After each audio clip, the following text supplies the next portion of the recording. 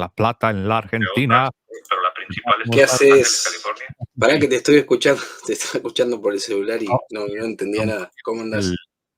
bien, bien, Jorge, a lo mejor tienes las bocinas de la computadora encendidas o algo. Sí, sí, te estaba escuchando, no, por el celular. Quería ¿Cómo estás? escucharte un poquito de qué estabas hablando. Che, qué buen fondo que tenés ahí, ¿eh? ¿Es real todo eso? Sí, sí, sí, es completamente real. Ahí están mis libros. Bueno, parte de no están todos, ¿no? Pero ahí están, está buena parte de ellos. Sí, toda la pared detrás de mí está forrada de libreros.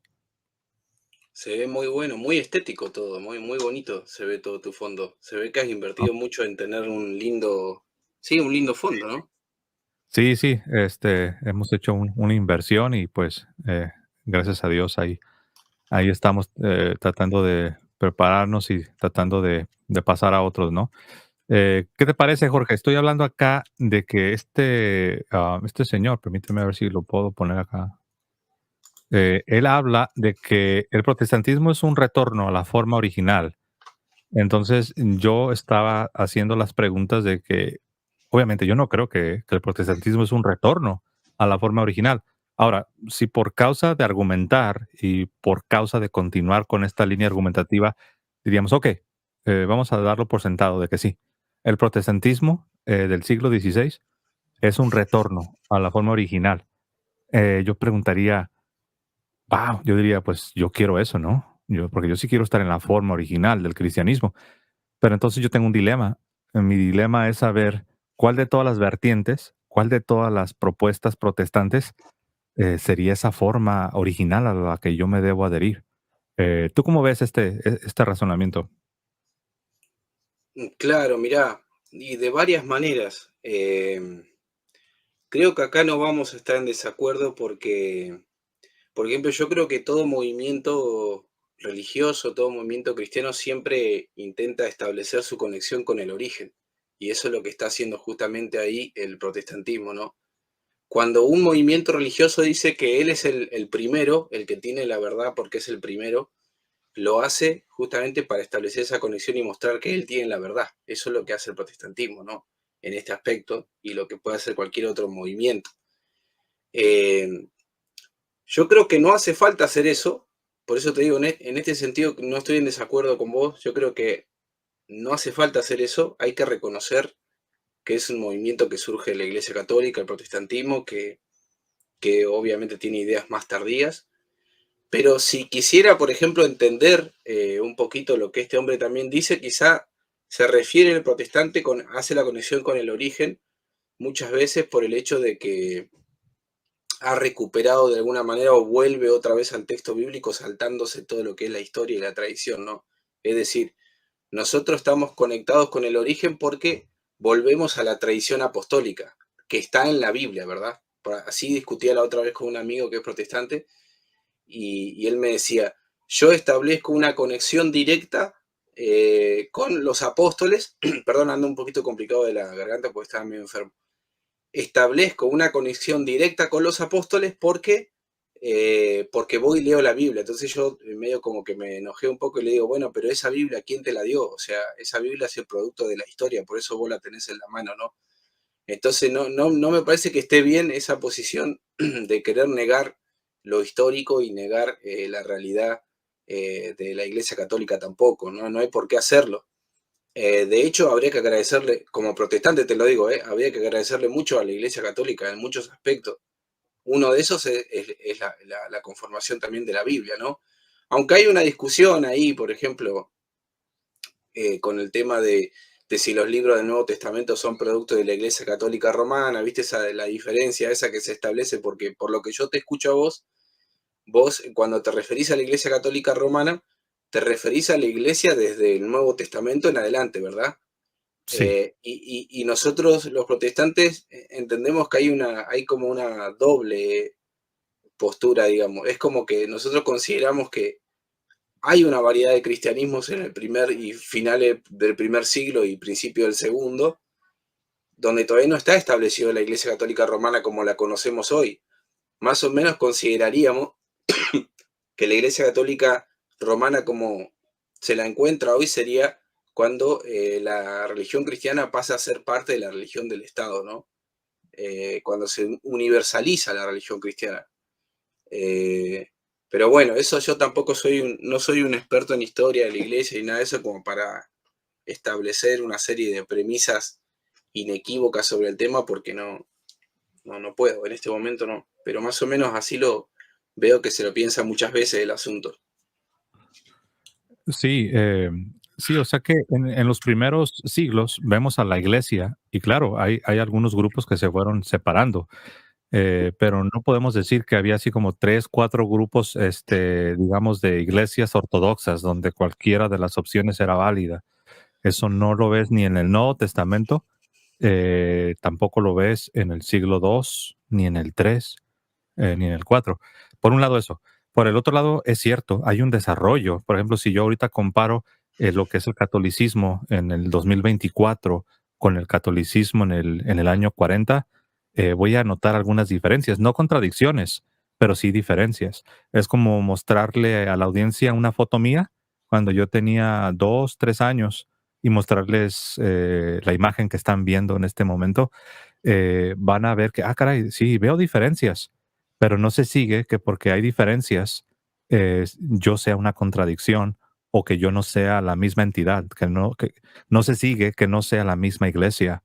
Entonces, si hay un crecimiento, si hay un desarrollo y es orgánico, y esto lo vemos también, la iglesia católica no es la excepción, lo vemos en la iglesia católica.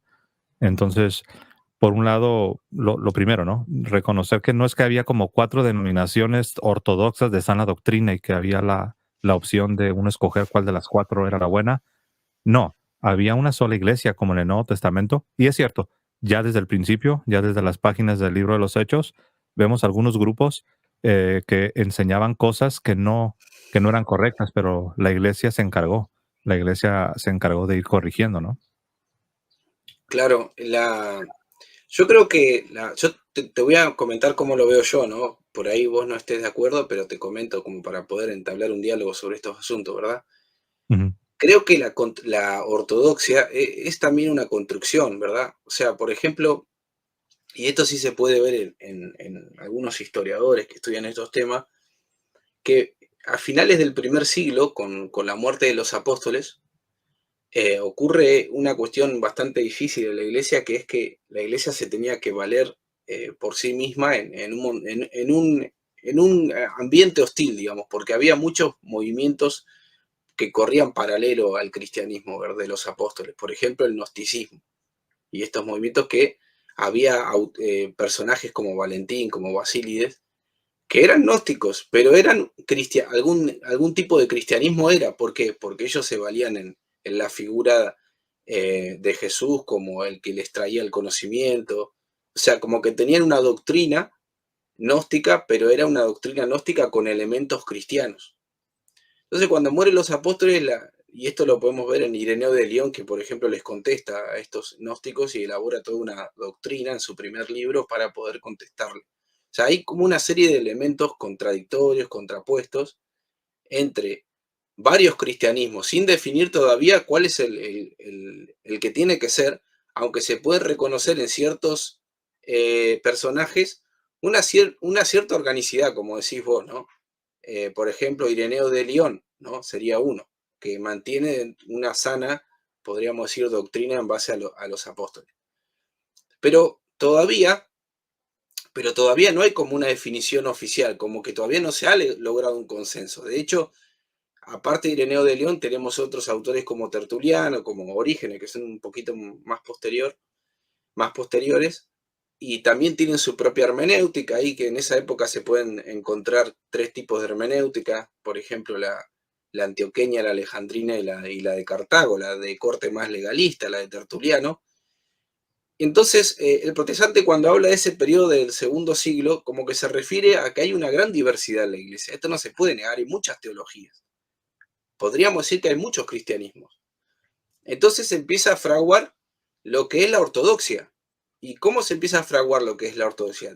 Se da en la discusión, o la dan la discusión, ciertos teólogos, porque tanto los cristianos como los herejes se valían de la Biblia. para sus propias doctrinas, como en el caso de Arrio, por ejemplo, que también se valía de la Biblia para sus propias doctrinas. Entonces la ortodoxia es una serie de sujetos que tratan de mantenerse en la doctrina de los apóstoles y también en la doctrina del judaísmo para poder mantener esa doctrina, el depósito, ¿no? Que muchas veces hablas vos. Entonces se va dando poco a poco esa construcción de la ortodoxia, no es algo espontáneo que se da. Y en los concilios ecuménicos, la gran racionalización de la fe en los concilios ecuménicos da cuenta de eso, ¿no? Cómo los obispos van pensando, reflexionando sobre el tema y van haciendo distinciones, ¿no? Bueno, hay que Sí, tener cuidado con esto que dice Arrio, porque esto que dice Arrio atentaría contra la voluntad del Hijo, o contra si tiene que ser una misma sustancia, pero esto compartiría la sustancia de Dios en tres, entonces tenemos que ir trabajando sobre esto. Entonces, toda una elaboración racional muy grande. sí, sí, claro, a eso me referí, que hubo un desarrollo a medida que iban enfrentando a los retos, Claro. la iglesia iba, digamos que hilando cada vez más fino y más fino. Pero no podemos decir que había cristianismos en el sentido de que cualquiera de estos cristianismos, entre comillas, eran posiciones aceptables o válidas o normales, porque estrictamente hablando, tenemos una iglesia y esta iglesia tiene una doctrina y esta iglesia es la que va hilando fino. De hecho, si negamos esto, lo que acabo de decir, si negamos una iglesia con un depósito y con una autoridad, lo demás no tiene sentido, porque la pregunta que uno podría hacer es, a ver, no si es cierto que no había una iglesia fundada por Cristo con un depósito, con un cuerpo doctrinal y con una autoridad, entonces, ¿quién es ese ente, quién es esa iglesia que va hilando fino a través de los siglos? Entonces, ahí ya te das cuenta de que negar una sola iglesia con un solo credo, con un depósito de fe, con una autoridad para ir tomando decisiones, sería romper toda la fábrica, romper todo am, sería como echar al suelo el gran árbol que se va desarrollando en la historia. Entonces, cualquier, cualquier entendimiento del cristianismo necesita forzosamente en el centro un, una iglesia con una autoridad que de alguna manera se ha ido encargando de decir esto sí, esto no. Negar esta realidad de una iglesia con un credo, con un depósito de la fe, es simplemente quedarse sin fundamento para dar una explicación coherente a lo que hoy llamamos cristianismo, ¿no? Que tiene una historia bimilenaria. Entonces, a los grupos que se van desviando o que van abrazando cosas que la iglesia no enseñaba, yo no les llamaría cristianismos. Ahí es donde nace mi objeción. Cuando algunos en la academia quieren hablar de que no es cierto, no era un solo cristianismo, no era una sola iglesia, había cristianismos y había iglesias.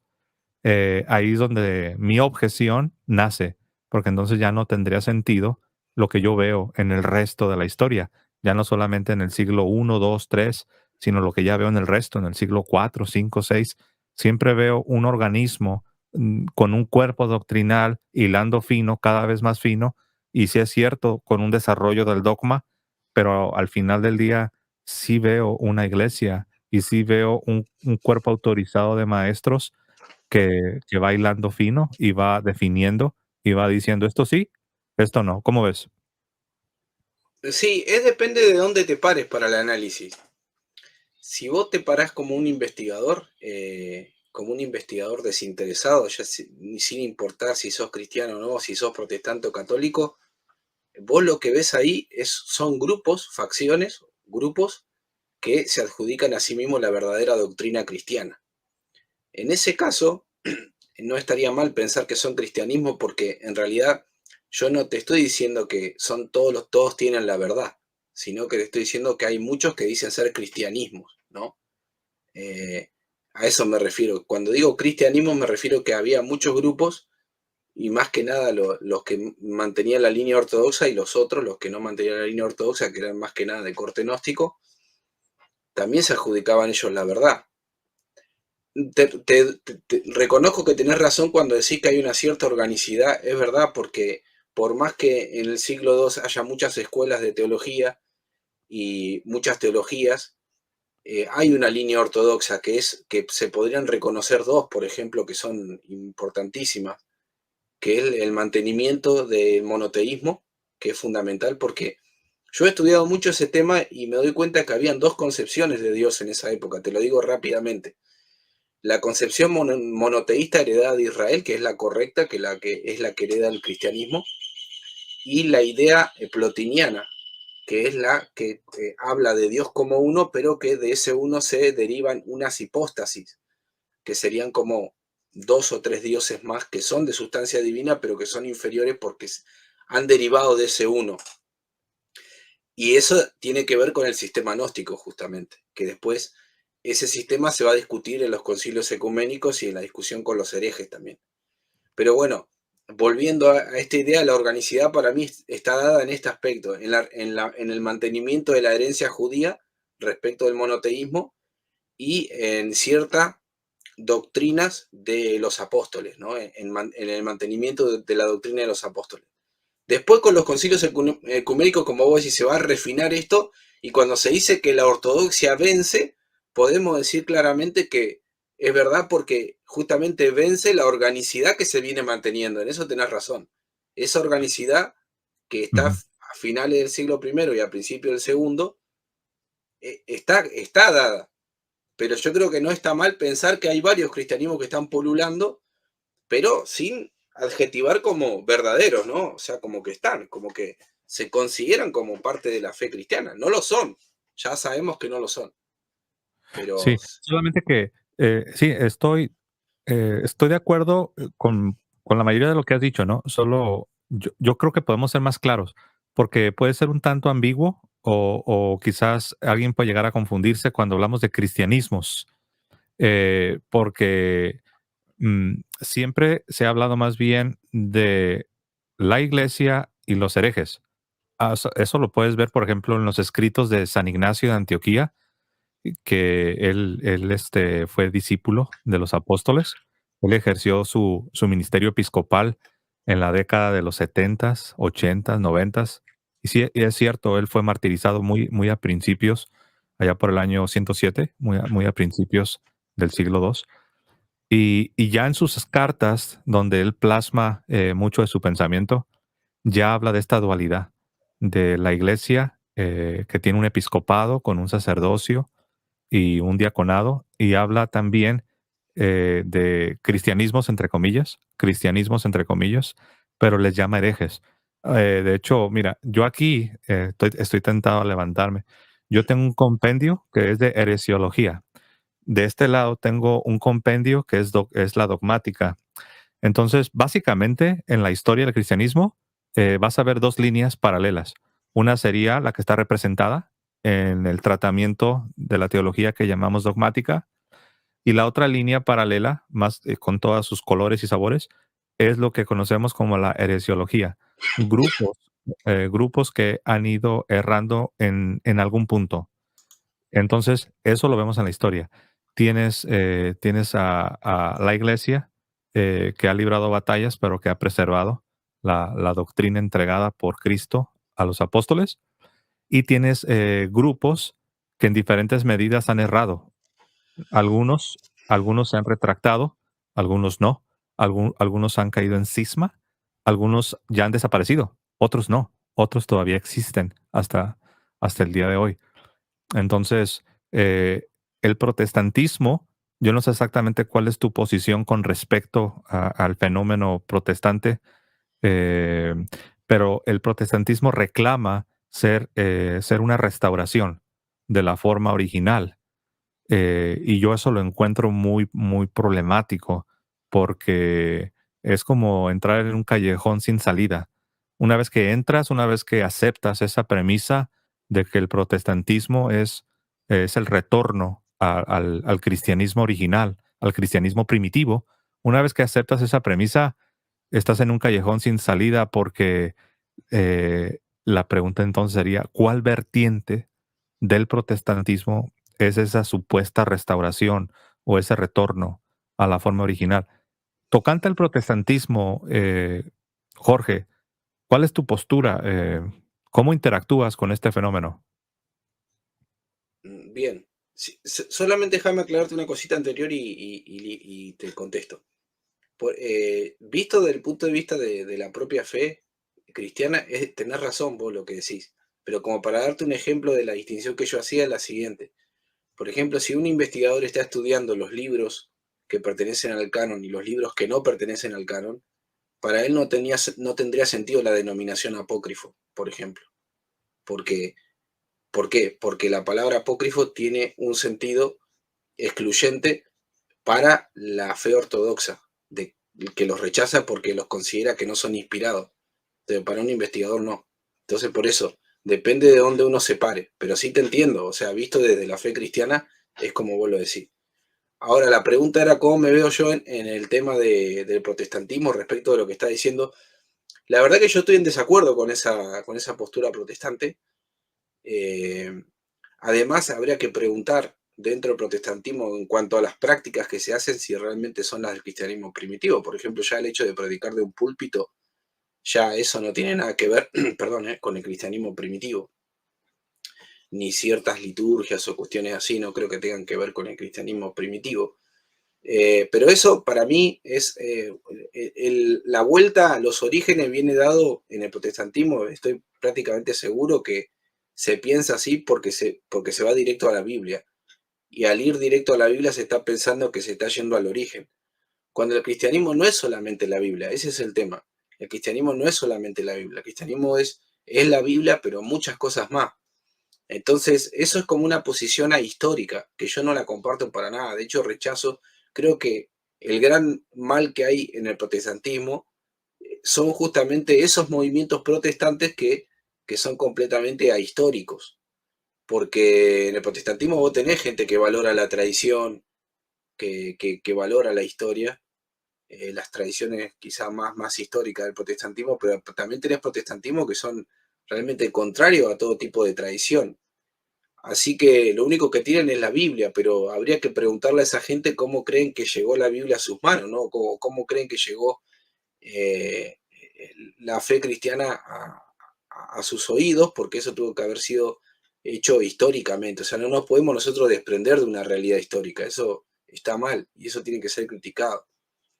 Eh, pero yo te repito, esa conexión del origen viene por la Biblia. Ahora vos me preguntás, ¿y por qué hay tantos grupos protestantes? Y bueno, por eso mismo, porque todos los grupos protestantes nacen de una interpretación de la Biblia. Y las interpretaciones, cuando vos no tenés un magisterio universal, las interpretaciones eh, son variadas, son distintas. Eso es inevitable. O sea, vos para vos, si nosotros dos nos sentamos para interpretar cualquier tipo de texto, no solamente la Biblia, cualquier tipo de texto, José Plasencia y Jorge Carrillo seguramente van a interpretar algo distinto. Entonces, al no tener, digamos, una persona, un árbitro que te diga esto es así, es imposible, digamos, que se pueda tener una misma interpretación. Lo que pasa es que el protestantismo ve eso como positivo y el catolicismo lo ve como absolutamente negativo, porque el protestante considera que si está dentro de la Biblia lo que estudia, por más que difiera de otro, está yendo al origen y está siendo guiado por el Espíritu, aun cuando difiera del otro. Y yo sé que Ujú. vos vas a decir, no, pero esa contradicción no se puede dar porque si tenemos el Espíritu Santo, no debería ser que vos interpretes algo distinto, ¿verdad? Al otro. Y bueno, eso Ah, habría que desarrollarlo más, ¿no? Pero bueno, te dejo que así no acaparo todo yo. Después te lo sí. desarrollo si querés. Como individuos, sí, vamos a interpretar, prácticamente podemos interpretar cada doctrina diferente, como individuos. La única razón por la que el protestantismo, digamos que no está tan dividido como pudiera llegar a estar, es precisamente por la tradición que tenemos en la iglesia, la cual nos ha dado los concilios ecuménicos de la iglesia, nos ha dado los credos. Entonces, estos credos, como el credo de los apóstoles, el credo de Nicea, como el credo niceno constantinopolitano, como el credo de Calcedonia y los concilios ecuménicos. Esto es lo que de alguna manera ha mantenido, al menos al protestantismo histórico, digamos, de pie, y es a lo que se aferran muchos buenos, muchos protestantes de buena voluntad, muchos protestantes de buena voluntad que son conservadores y tienen todavía, no han perdido toda la noción de lo que es una cierta tradición cristiana. Se aferran a los credos, se aferran a los pronunciamientos de ciertos concilios, tal vez no aceptan todos por razones ya de corte protestante, pero esa es la razón. Entonces, aún el protestantismo, en todo lo rescatable que pudiéramos nosotros ver en el protestantismo, ahí vemos el legado, ahí vemos el buen legado de lo que es la tradición de la iglesia. Eh, pero como nosotros estamos hechos para la verdad y tenemos en nosotros un impulso eh, que nosotros intuitivamente como que queremos la verdad, más allá de que por nuestros pecados podamos tener un intelecto nublado, como decía Santo Tomás de Aquino, pero algo nos dice que queremos la verdad. No nos gusta que nos mientan, no nos gusta que nos mientan, no nos gusta, perdón, que nos engañen, no nos gusta que nos vean la cara. Tenemos eso. Entonces, cuando ya se trata de la verdad, nada más que la verdad y solamente la verdad, es cuando uno entiende por qué se vuelve necesario recibir lo entregado, que eso es la tradición. Recibir lo entregado, recibir lo depositado, recibir el depósito.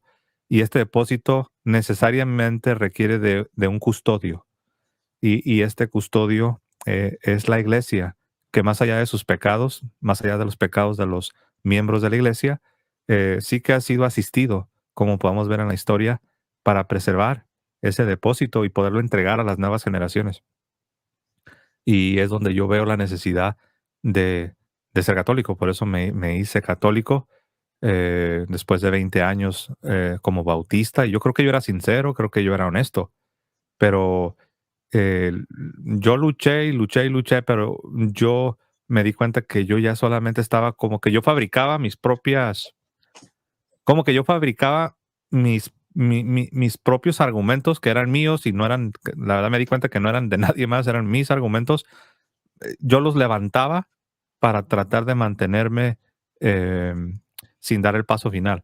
Entonces, es donde uno se da cuenta que sí se necesita un custodio, un depósito, y cuando uno va a la historia y uno dice, ok, quién es ese custodio? Y cuál es ese depósito? Porque si existe tal cosa, yo lo quisiera. Y bueno, yo llegué a la conclusión de que es la Iglesia Católica.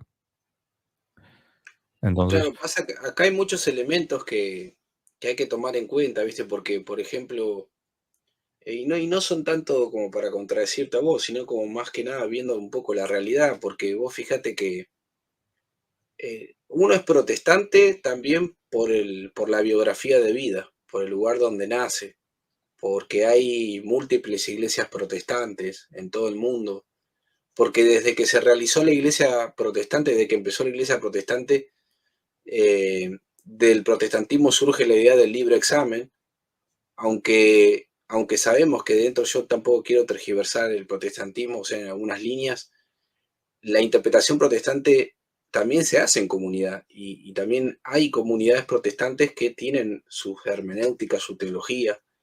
Así que se podría decir que en cierto sentido esas comunidades protestantes no es que cualquier individuo de esa iglesia protestante dice al otro día, bueno, yo interpreto algo distinto y es cierto que siempre surge en un individuo muchas veces una interpretación, ya sea porque es novedosa, porque es interesante.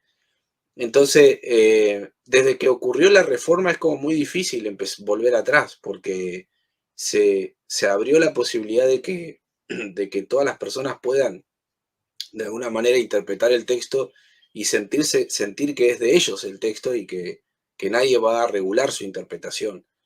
Y, y bueno, y el protestante, aunque de manera inconsciente lo que está, ignora probablemente, a muchos protestantes lo harán, otros no, ignoran su acervo histórico, su ligación con la Iglesia Católica en la parte histórica, creen que el cristianismo es, el protestantismo es el cristianismo del siglo primero, cuestiones así. Pero creo que es inevitable, José, ya esto, yo la otra vez hablaba en mi canal sobre conceptos límites o conceptos ideales, por ejemplo, la unidad que dice Jesús, por ejemplo, la unidad que habla Jesús. Yo te pido que me seas sincero. ¿No te parece que ese concepto de lo que Jesús dice es algo que la iglesia tiene que perseguir, pero que sabemos que no se va a alcanzar? ¿O no? ¿Qué pensás vos? Sinceramente, ¿eh? Sí, sinceramente, yo creo que una vez que se entiende lo que es la unidad, es cuando uno entiende, o sea que la unidad no es un ideal que hay que alcanzarlo en el tiempo futuro, sino que la unidad depende de algo muy concreto. Y la pregunta del millón de dólares es, ¿y de qué depende esta unidad? La unidad es la unidad de la fe. Entonces, la unidad de la que habla Jesucristo y la que la iglesia mantiene es la unidad de la fe, como lo vemos en la carta de San Pablo, el capítulo 4, en el verso 11 y 12, habla, eh, habla, de, de la iglesia, pero particularmente habla del magisterio, y dice que Jesucristo a unos constituyó apóstoles, a otros profetas, evangelistas, pastores y maestros, a fin de que todos seamos perfeccionados hasta alcanzar la estatura del varón perfecto. Y más abajo dice, y hasta que todos lleguemos a la unidad de la fe. Entonces, la unidad de la fe, esa es la unidad que la iglesia mantiene en el credo de los apóstoles y en los demás credos también. Se dan las cuatro notas de la iglesia. La iglesia es una, santa, católica y apostólica. La primera nota, cuando dice que la iglesia es una, esa es la unidad que tenemos en vista cuando hablamos de estos temas de la unidad. La unidad no significa que nunca habrá grupos disidentes. La unidad de la fe no significa que nunca habrá ramas que se desprendieron y se van a quedar así. Esa no es la unidad de la que se habla, sino es la unidad de la fe. Y esa unidad de la fe está salvaguardada en el seno de esta iglesia católica. Eh, Esta es la unidad. O sea, yo sé que están los coptos y los etíopes, yo sé que están las comunidades ortodoxas, están los rusos, están los griegos, están los eslavos. Yo sé que están, ya acá en Occidente, están los protestantes, llámese luteranos, los anglicanos, presbiterianos, etcétera. Yo sé que existen estas ramas que se desprendieron del tronco. Y lo ideal es que sí, me encantaría y sueño con ver un retorno de estas comunidades, pero no se sigue que la unidad de la que habla Cristo o de la que hablan los apóstoles o la unidad que se dice que la iglesia es una, no estamos hablando de que todos los grupos habidos y por haber que alguna vez estuvieron en el seno de la iglesia, todos deban volver para que entonces se diga que la iglesia tiene unidad. No, es que esa no es la unidad, no es la unidad. La unidad es la unidad de la fe. Y si nos vamos a unir, tiene que ser en torno a la fe. Hay un dicho, ¿no? Que muchos lo repiten, que dice que prefiero estar, ¿cómo va? Prefiero estar dividido. Prefiero estar dividido si lo que nos separa es el error. Quiero estar unido, pero quiero estar unido en la verdad. Entonces, esa es la unidad de la que habla Cristo, es la unidad de la que habla San Pablo, es la unidad del credo, es la unidad de la que habla el credo y es la unidad en la que yo quiero estar. Por eso es que soy católico. ¿No habría una cierta unidad de la fe en cuanto a que el protestante cree en Cristo y también asume los dogmas trinitarios? O sea, vos entendés la unidad de la fe como todos los dogmas de la Iglesia Católica, ¿no? ¿Verdad? O sea, eh, que si el protestante vuelve a la Iglesia Católica debería incorporar todos los dogmas de la Iglesia Católica. Eso sería la unidad para vos. Sí, de acuerdo a San Pablo, Efesios 4:13, sí, dice, porque después de que, es bien curioso, comienza con la iglesia y luego habla de Cristo instituyendo a los maestros y luego dice el propósito, entre otros, habla de la unidad de la fe y en el siguiente versículo dice para que ya no seamos niños fluctuantes, arrastrados por todo viento de doctrina. Entonces, ese viento de doctrina se refiere a enseñanzas que no son 100% diferentes, no, se parecen, pero sí son enseñanzas que se desvían en algún punto. Entonces San Pablo utiliza esta imagen que la toma el Salmo 1, cuando dice que bienaventurado el hombre que medita en la ley del Señor, y en el siguiente versículo habla de los otros, de los que se desvían de la ley, y los identifica como el tamo que cae del árbol, como una ramita, una hojita que es arrancada, y dice que se la lleva el viento. Entonces San Pablo sí habla de doctrinas, sí está hablando de la enseñanza formal de la iglesia en contexto de esta unidad para la cual Cristo instituyó a unos apóstoles, a otros profetas, evangelistas, pastores y maestros. Entonces este grupo docente autorizado eh, tiene esa responsabilidad de santificar al pueblo y mantener la unidad. Entonces, en breve, sí, la unidad de la Biblia, la unidad de la que se habla en el credo, es una unidad que tiene que ver con la doctrina, con la revelación divina. Claro. Yo también, intentando entender el protestantismo, ya ahora en contra del catolicismo, entiendo también lo siguiente, que el catolicismo, además de tener la revelación, tiene su tradición postcanónica, o sea, la tradición, la que corre paralela a la Biblia, que yo sé que depende de la Biblia también, tiene como su fundamento en la Biblia, pero podrían ser que algunos dogmas sea difícil o por lo menos vincularlos de manera directa y clara con la Biblia, ¿no? Qué sé yo, se me ocurren por ahí algunos, lo de siempre, ¿no? Algunos dogmas marianos, que es la objeción que por lo general tenemos la mayoría de los protestantes. El protestantismo estaría pensando, estaría justificado en su negación de esta tradición postcanónica, en pensar, no sé qué pensás vos, ¿no? En pensar que se corre el riesgo de que en esta idea postcanónica se termine de alguna manera agregando cosas o tergiversando la doctrina esencial de los apóstoles, ¿cierto? Ujú. Entonces, ahí termino, ahí termino. Sí, está bien. Entonces, Bueno, bueno, yo sé que por ahí, evidentemente, no voy a pretender que vos me digas que sí, obviamente, que no me vas a decir que sí, pero estoy buscando la justificación protestante, porque tampoco vamos a pensar que es una cuestión tan sencilla, ¿no? Es una cuestión compleja este tema. ujú, Eh, el católico, porque fíjate que la sola escritura, si bien hay hermanos que no son negadores de la tradición, pero sí toda tradición, como dice la Confesión de Fe de Westminster, tiene que pasar por el tamiz de la sola escritura, independientemente que se interpreten otras cosas, ¿eh? Pero los concilios, todo lo que se diga, tiene que pasar por ese principio. Entonces, el protestante creo que se siente seguro por eso, José. El protestante dice lo siguiente: tengo una iglesia que dice tener la verdad plena, que es la iglesia católica, pero cuando veo su tradición, me doy cuenta que en esa tradición hay elementos extraños a la doctrina apostólica. Por lo tanto, lo más seguro para mí es mejor quedarme con la Biblia. Inclusive me quedo con la Biblia aun cuando sé que otros hermanos protestantes interpretan cosas distintas a mí. sí. No sé qué pensás de ese análisis. Sí. Y el asunto es de que no se quedan con la Biblia en el vacío. Se quedan con una interpretación particular de la Biblia. No se quedan con la Biblia en el vacío. Nadie se puede quedar con la Biblia en el vacío. Por ejemplo, sobre lo que decías, ¿no? Que algunos protestantes, cuando voltean hacia la Iglesia Católica y ven ciertos elementos, ciertas doctrinas, como digamos, vamos a hablar de las doctrinas de la Virgen María.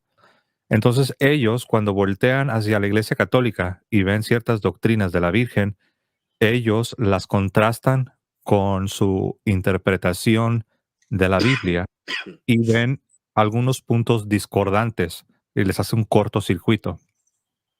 Y la reacción normal es rechazar, porque es como que vienen señales que tu radar de alguna manera las tiene identificadas como rutas equivocadas, como coordenadas que te llevarían a un destino equivocado. Pero el asunto es que estas mismas personas que voltean hacia la Iglesia Católica y que ven ciertas doctrinas de la Virgen y que las contrastan con su propio entendimiento o su propia interpretación de la Biblia, estas mismas personas cuando voltean hacia la iglesia y ven el bautismo infantil y ven lo que es la regeneración bautismal, esta creencia de que el bautismo te hace nacer de nuevo, también lo identifican y lo categorizan como algo ajeno y extraño y que es incompatible con el entendimiento que ellos tienen, con su interpretación particular. Y esa es la razón por la que, para muestra un botón, ¿no? Para no solamente hablar así como que todo de manera muy en el aire, es la razón por la que muchos de estos protestantes, muchos de estos evangélicos, cuando ven este tipo de cosas, las identifican como ajenas, como cosas que son romanistas. Tenemos a Martín Lutero, ¿no? Que dice que la forma más segura de bautismo es el bautismo de niños. Tenemos a Juan Calvino que dice, la práctica que tenemos de bautizar a los niños pequeños es impugnada y atacada por algunos espíritus malignos. John Wesley dice, todos los que son bautizados en su infancia son al mismo tiempo nacidos de nuevo. Entonces, estas cosas también, el radar de ciertos grupos protestantes las identifican como malas señales, como que te van a desviar. El asunto está de que hay protestantes que también las aceptan y las defienden. Entonces, ¿por qué uso este ejemplo? Porque solamente para tratar de ilustrar por qué es que muchos protestantes, no todos, pero muchos protestantes cuando ven las doctrinas de la Virgen, las interpretan como contrarias a la Biblia. Las interpretan como contrarias a la Biblia, pero no son contrarias a la Eh, Biblia, son contrarias son contrarias a su propia interpretación. Eh, por ejemplo, si necesitas un minuto, si quieres ¿necesitas un minuto para agarrar algo de tomar o no, no, está estás? bien, está bien. Okey, pensé que estabas teniendo okey. Entonces, así como interpretan como contrario a la Biblia las doctrinas de la Virgen, también interpretan como contrario a la Biblia cuando ven estas cosas que afirman los protestantes, ¿no? Ahora, yo aquí puse el bautismo, pero los protestantes también creían en las doctrinas de la Virgen. Yo aquí tengo todo. Una persona que, una persona que me dijo que yo era un mentiroso, que porque yo al enseñar todo esto, me dijo que yo estaba diciendo que eran católicos. Yo nunca he dicho que John Wesley es católico. Yo nunca he dicho que Martín Lutero es católico. Yo nunca he dicho que Bullinger es católico. Y tengo un montón. Yo no estoy diciendo que ellos eran católicos. Al contrario, al video le puse los protestantes originales, un video que hice, y después esa persona salió a acusarme de que yo era un mentiroso. Pero bueno, entonces tenemos a los protestantes originales que más allá de que cuando se salieron todavía no eran dogmas, pero sí eran doctrinas. Entonces, el contenido de estos dogmas marianos lo podemos ver presente en las creencias de los protestantes originales. Entonces, ¿a dónde quiero llegar?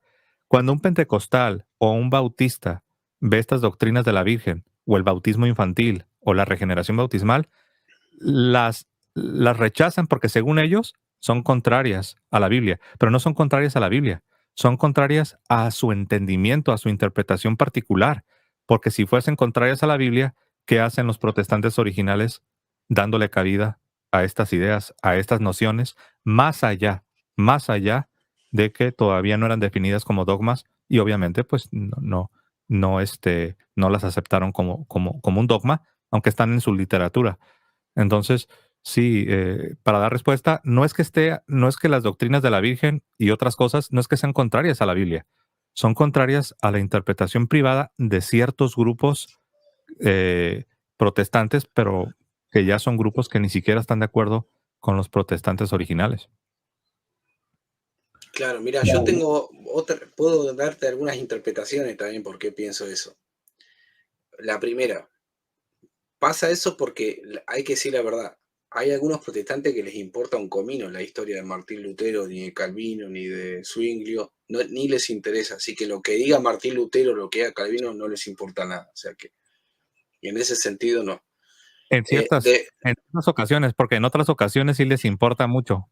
Cuando ya estamos claro, así como en debate, ahí es cuando dicen, no me importa, yo no soy luterano.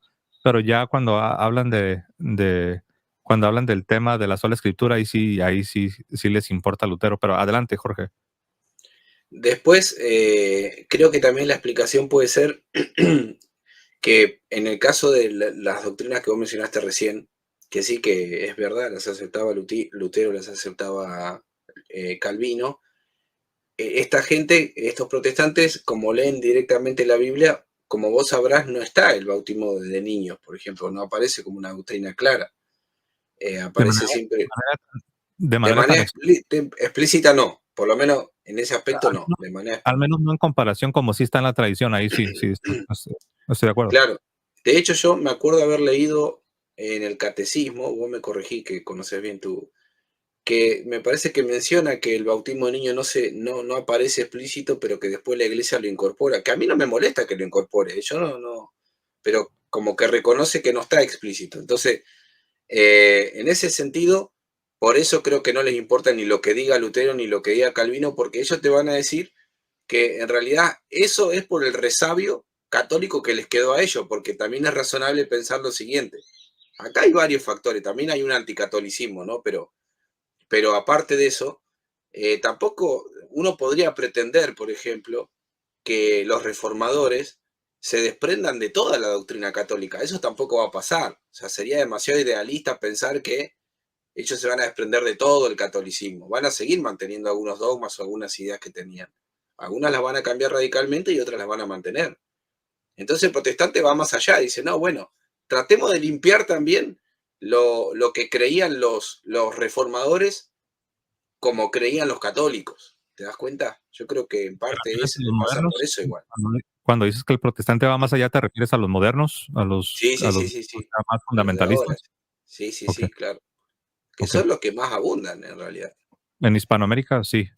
Sí. Sí, y ellos lo ven como malo. Esto que tú dijiste, que los protestantes originales retuvieron una porción más grande de la tradición, los fundamentalistas lo ven como malo, lo ven como algo Exacto, malo, exacto. eh, siendo que es algo bueno. Al contrario, a mí me encantaría que no hubieran retenido, digamos, 3/4 partes. Me hubiera gustado que hubieran retenido todo, pero si hubieran retenido todo, pues se hubieran quedado como católicos.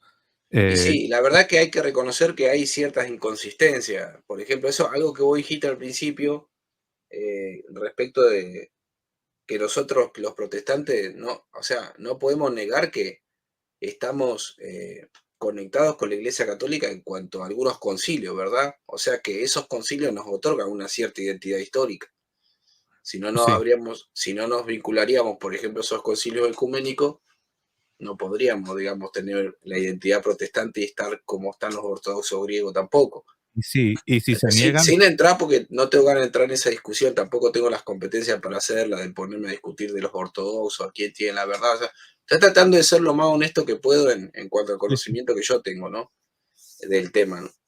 sí, Eh, sí, protestante, cuando a un protestante se le ocurre negar los concilios, se mete en problemas fuertes, se mete sí, en sí, unas sí, sí. contradicciones fuertes.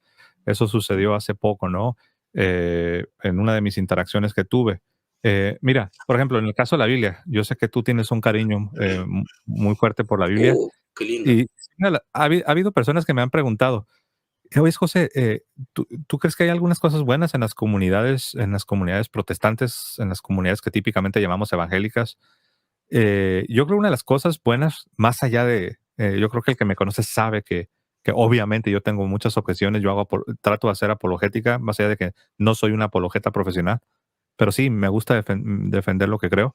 Pero una de las cosas que sí reconozco en muchos grupos es que tienen un afecto muy fuerte por las páginas de la Biblia. Eso es algo que sí lo puedo reconocer. Repito, más allá de que no tienen la tradición, de que no tienen todo lo que les falta, que me encantaría que lo tuvieran. Pero mira, yo sé que tú tienes un afecto fuerte por la Biblia, y eso te lo puedo reconocer. Esta que tengo aquí, a ver, Qué lujo, ¿eh? La de Casiodoro, esta la del oso. sí, nomás que sabes, como que tengo la cámara al revés. Bueno, está No, bien así. se vio igual, se vio. Esta Biblia, tiene los 73 libros católicos, reconocidos como palabra de Dios, sin hacer distinciones, sin poner los deuterocanónicos en una sección separada. La que sí los pone en una sección separada es esta otra, mira. A ver. Esta es la del Cántaro, la revisión de Cipriano de Valera. A ver si se alcanza a ver ahí, Qué permíteme. lindas ediciones, ¿eh? Sí, nomás que sabes que como que mi cámara no está enfocando muy bien. Ahí está. ahí está. Claro, esa dice Cipriano de Valera, esa es Sí, la que es no la revisión. reconoce, la que no explica que Casiodoro de Reina es el traductor. Sí, sí, sí, que de hecho, para darle crédito a los americanos, a los anglosajones, fueron ellos los que a mitad, los que comenzaron a decir, oye, ¿qué onda, no? ¿Por qué, por qué publican la de Cipriano de Valera como si fuera de él? No le dan crédito a Casiodoro, y fueron ellos los Claro, que comenzaron a ser más justos. Entonces, la del oso, la de Casiodoro de Reina, tiene los 73 libros y los reconoce como palabra de Dios. Y tiene un índice donde tiene otros libros, pero mira qué curioso. Casiodoro de Reina tuvo el cuidado de a ese índice que contiene como otros 3 libros que no son inspirados, que nunca aparecen en ninguna lista eclesiástica, eh, les puso, les puso el encabezado de apócrifo. No apócrifos como malos, sino apócrifos en el sentido de que no son inspirados. Entonces, ¿a dónde voy? Aún en la Biblia del oso, en la Biblia de Casiodoro de Reina, tienes un canon de 73 libros. Entonces, yo ahí veo un punto, por así decirlo, un punto a favor de la Iglesia Católica. La Iglesia Católica preserva los 73 libros que por 2 milenios se han considerado como inspirados. Y en las ramas protestantes, ahí es donde yo veo un punto en contra, donde yo veo un punto en contra. Ellos ya tienen 7 libros del Antiguo Testamento que ya ni los colocan. Antes, al principio los colocaban. Yo tengo Biblias protestantes originales y sí los colocaban todavía entre pasta y pasta, aunque ya les ponían apócrifos, cosa que Casiodoro de Reina no hace y cosa que nadie hizo antes. Eh, o los ortodoxos, ahora que algunos se están poniendo de moda los ortodoxos tampoco los ponen como apócrifos. Entonces, yo ahí veo un punto que uno también como protestante debería de pensar. ¿Por qué ahora en mi Biblia no aparecen estos libros que siempre aparecieron en las Biblias, aún en las traducciones protestantes originales, aún los incluían? ¿Tú qué piensas de este tema? Porque yo sé que para ti la Biblia es importante, por eso traigo a la mesa este tema. mirá, la postura mía se desprende de mi trabajo y de lo que yo he pensado sobre esto, y que yo considero, por ejemplo, que esos libros deberían estar en la Biblia protestante. O sea, no tengo drama con ese tema. De hecho, la razón por la cual no están esos libros para mí es por una de las razones por las cuales se configura un canon, que muchas veces, esto se estudia también en la fenomenología de la religión. Una de las razones es por la hegemonía de algún líder o de alguna persona que tiene algún tipo de incidencia. Para que me apagó una luz, no sé qué pasó acá. Eh, bueno, se me apagó una luz, se ve un poquito más oscuro, pero Sí, te ves yo todavía. creo que la determinación de un canon se debe a los poderes eclesiásticos, no es tanto por el tema de si tiene, no se encuentra, digamos, en el análisis interno de los libros, la elección de los libros, sino que se encuentra en el análisis que hacen el poder eclesiástico, que son las personas que están a cargo de, de mantener esos libros, ¿no? El magisterio, digamos, los maestros autorizados Claro, para... exactamente. Entonces, por ejemplo, en el caso de la Reforma, influyó la posición de un líder, en este caso de Martín Lutero, de los reformadores, en la postura de no aceptar esos libros por ciertas incidencias de estas personas, ¿no? Ya sea porque encontraban que eran libros, por ejemplo, es verdad que estos libros, los otros libros que no, los 7 libros, se nota que son un poco más tardíos, por ejemplo, están traducidos en griego, aunque se cree que en arameo estuvieron en hebreo al principio. Por ejemplo, las adiciones al libro de Esther y de Daniel, habría que reconocer que tienen un género literario ahí medio como que parecen medias legendarios esa parte, ¿no?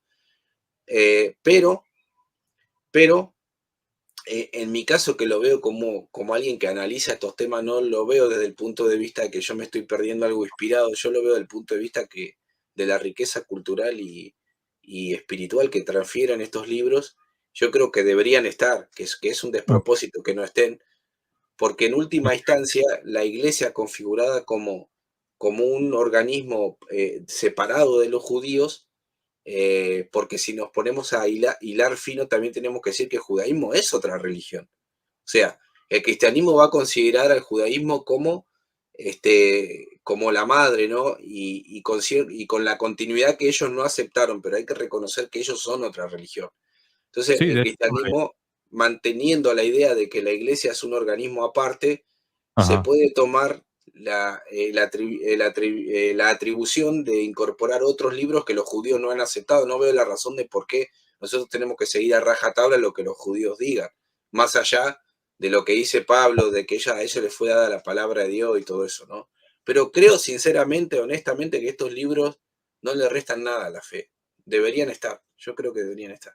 Sí, Yo lo, y yo y yo creo que no solamente no le restan, yo creo que la enriquecen porque es parte de la fe. Cuando uno lee a los padres de la iglesia, constantemente los están citando, o cuando uno lee a los escolásticos o a los espirituales, a los escritores espirituales del siglo XIV, constantemente también le están citando los libros deuterocanónicos. Yo veo como que tu postura es como la anglicana. Los anglicanos tienen Biblias donde ellos sí incorporan los libros deuterocanónicos junto con el índice que incluye otros 3 libros, pero dicen que no son inspirados. Lastimosamente, afuera de ellos, todos los demás, que yo sepa, nadie más los incluye. Sí se hacía. La Reina Valera se publicaba también con los deuterocanónicos. En inglés, la King James, la Biblia del Rey Jacobo, también se publicaba. Era normal, pero eso cambió en el siglo XIX. Preguntan aquí que si eres protestante. ¿Tú te consideras protestante? Yo, a mi parecer, si yo tuviese que responder por ti, por raro que suene, si tuviese que responder por ti, yo diría que no eres protestante. Ahora, yo sé que sí asistes a una comunidad bautista, pero escuchándote, yo no creo que seas protestante. ¿Tú cómo respondes esa pregunta, Jorge? claro, es verdad, es verdad lo que decís. La gente que me conoce más o menos sabe mi forma de pensar, así que no tengo nada que ocultar. Pero en realidad yo trato de acercarme a estos temas, intento, no sé si lo logro, pero intento ser lo más objetivo posible en hacer estos análisis. Y como que no me importa mucho si mi postura apoya a los católicos o apoya a los protestantes en ciertas áreas. Es como que yo intento abordar estas problemáticas desde varias fuentes, desde varios lugares, no solamente desde una sola mirada. Claro, y eso me sitúa en una postura como media indefinida respecto de si soy protestante o no. Pero yo te hago una pregunta, José, mira, realmente, y se la hago a cualquier protestante que esté aquí también, te la hago a vos, que vos me la vas a contestar como católico. Bueno, no hay otro protestante aquí, pero realmente se cree sinceramente que el hecho de añadir estos libros a la Biblia protestante realmente traería un problema doctrinal. A mí me parece que es una locura pensar eso, digamos. Que Algunos, realmente, sí, ajá, decime.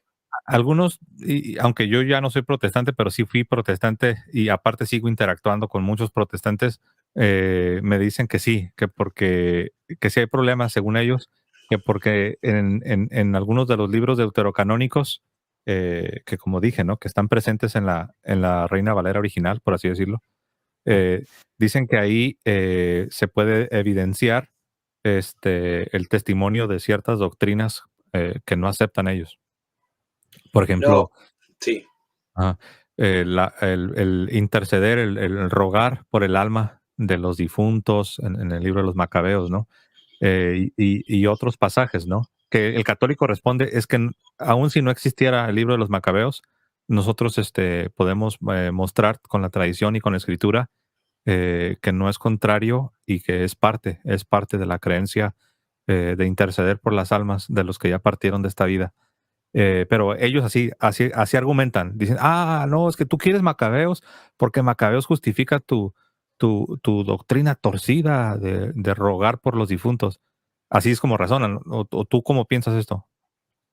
claro, porque son distintas tradiciones que hay en los libros. Por ejemplo, esto de orar orar por los muertos, decís vos, está sí, es verdad, está en los libros deuterocanónicos. Son distintas tradiciones bueno, que el protestante no la va a aceptar porque, bueno, no tiene estos libros y considera que eso no se encuentra claramente en la Biblia. En el fondo es eso, no es otra cuestión. El problema es que el no estudiar otras tradiciones o el no incorporar otras tradiciones, no creo que enriquezca tu cristianismo, digamos. hay que reconocer que el cristianismo tiene muchas tradiciones y es parte de la fe cristiana aceptarlas. No se puede negar esto, o sea, no se puede ir por la vida pensando que vos lees la Biblia y te saltás 2000 años de historia. O sea, esto es repudiable para mí en este aspecto. Por eso tampoco me suscribo a estas posturas así muy fundamentalistas, muy...